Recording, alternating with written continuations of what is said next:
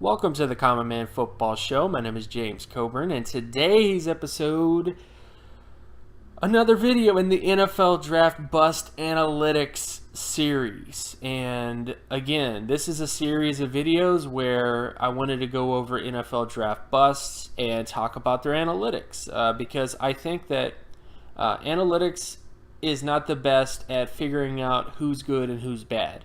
I'm willing to admit that.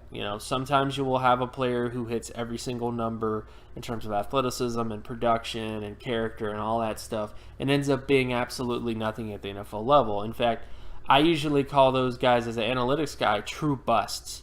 They're busts that happen that there's no reason as to why they became busts. Like there's no readily apparent sort of explanation as to why they failed. But when you do analytics like I do analytics, you'll see guys who became busts, major busts. These are guys that usually are top 10 picks that just become absolutely nothing and flame out of the NFL very quickly. Like they're in the NFL for 1 minute and then 4 years later they're out. And sometimes those guys, fail for reasons that I can't really explain.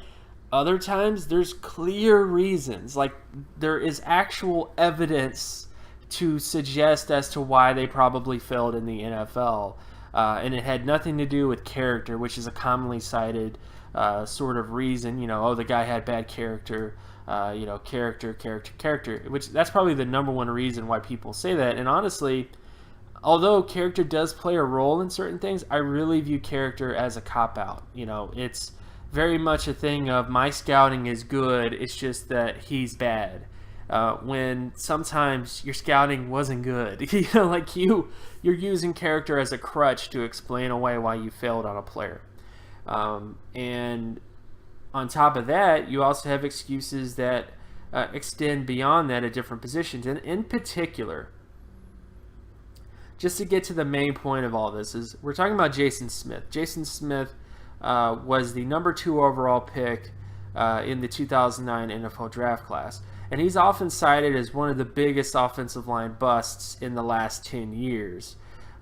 He is one of those types of players that offensive line gurus cite as how offensive line play is declining. And people often cite him as, spread offenses is doing this, because the reasons why Jason Smith failed, at least according to the offensive line gurus out there, is Jason Smith failed because he played in a spread system. And when he went to the NFL, it was a culture shock, and he wasn't able to, help him. Like, he wasn't able to deal with that because he was going from a spread system to an NFL system, and it was such a culture shock that he just failed. On top of character stuff as well, because people cite, how he's soft, and a lot of his softness has to come from the fact he played in a spread system. That is the main reason. That's the main sort of answer that people will give you as to why Jason Smith failed as a prospect. But absolutely none of the offensive line gurus out there, and again, no, I don't want to offend them. They know a ton about technique, they know a ton about offensive line nuances, and just they know a ton about a lot of different things that I hope to one day be an expert at in terms of offensive line evaluation. But sometimes they just don't look at all the data. They don't do analytics. These are guys who often criticize me and criticize what I do when they don't actually do it either, to see what the limits of analytics are and to actually see sometimes a guy fails not because of some lazy reasoning or just, he was just a spread guy. Sometimes they fail because there's actual things on paper, actual evidence to show why they failed. And that is what we're going to do today. We're going to look at Jason Smith's analytics. Specifically, we're going to look at his athleticism data, because I think there's a big disconnect when it comes to offensive line. Offensive tackle data in general is people just don't get it. They look to one thing and they don't look at the full picture, especially. And the athleticism data we're going to be looking at is explosive lower body strength score, which is the vertical and broad jump measured against mass density, which is weight divided by height. We're going to look at the speed score, which of course is the 40-yard dash measured against mass density, and of course the flexibility score, which is the short shuttle / recon measured against mass density.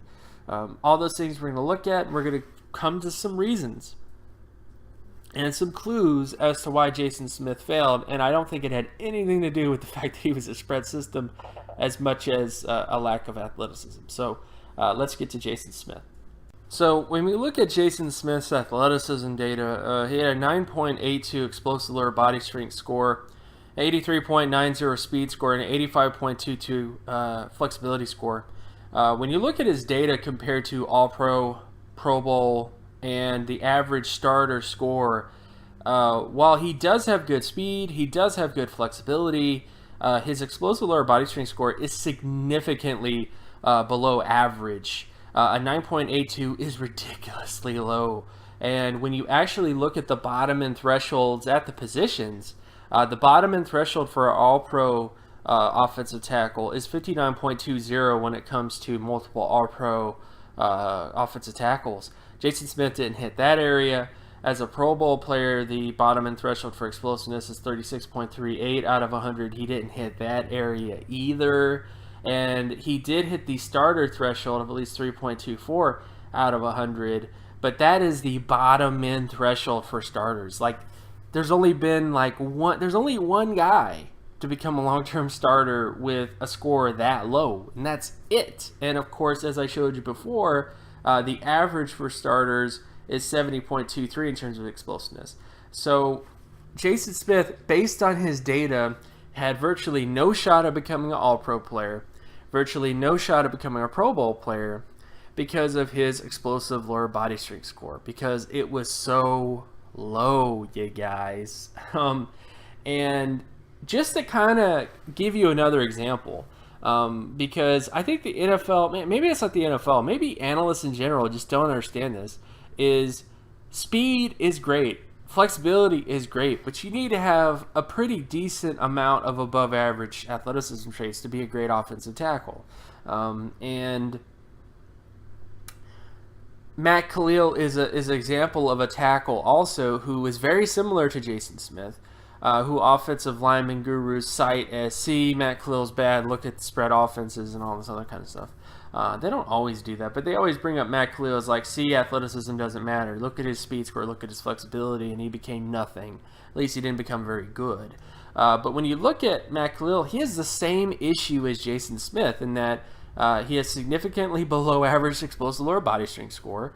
He has really high speed and really high flexibility, but as you can see, he doesn't share any of the commonalities between All-Pro players in terms of his lower body strength, nor does he share any of the commonalities in terms of Pro Bowl players in terms of his lower body strength.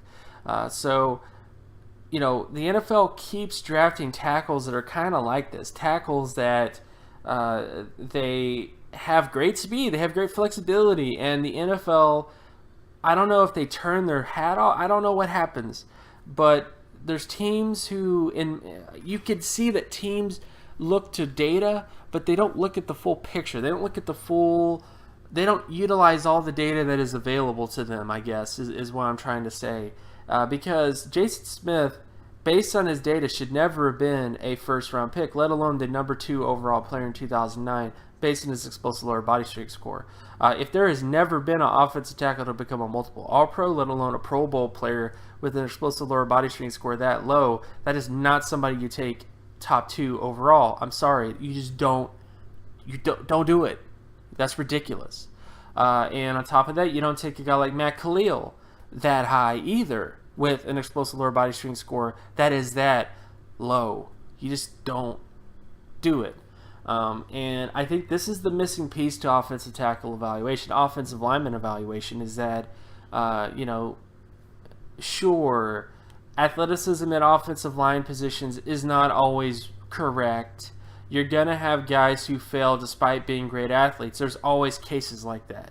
I'm not denying that. But what I am saying is that when you have players who it's pretty dang clear based on the data that they should never have been a top 10 overall selection, that they should never have been a first-round selection because they missed a crucial piece in their athleticism compared to every single offensive tackle since the 1999 NFL draft class. You just don't draft a guy that high based on that. So hopefully this is something that, again, some of you can learn from, that you can kind of get some stuff from, because I think this is one of the biggest mistakes that offensive line gurus come to, is they look at a player and they come up with reasons why they failed, or come up to reasons why they're not very good, when honestly they should just be looking at, like, okay, if a guy is terrible and he was a great athlete, fine, I'll give you that. But if you're going to tell me that Matt Khalil is not good because of, and hold that up as a reason as to why speed scores don't matter and how flexibility, like, if you hold Matt Khalil as a reason why athleticism data is BS, then I'm going to throw this in your face and say it's not bullshit, it's not BS. Look right here. If you hold Jason Smith up as a reason why athleticism data is BS and why we shouldn't be looking at it, I'm going to throw this in your face right here, because it's pretty dang clear. If you look at his entire athleticism profile, his explosive lower body strength sticks out like a sore thumb. Like, you don't draft a guy that high with significantly lower body strength deficiencies. Especially if you think that this guy is going to be all-pro, Pro Bowl player. I mean, the reason why you draft a guy top 2 overall is because you think he's going to be a special player. But based on his data, he never was ever going to become a special player. It just never was going to happen for him because of his explosive lower body strength score. So again, my name is James Coburn. You can find my work at draftcoburn.wordpress.com. You can also follow me on Twitter at Geometrics. And if you like this content and you want more content like this, be sure to leave a like and subscribe. Share this video as well with anybody that you know, and I'll talk to you guys in the next video. Peace.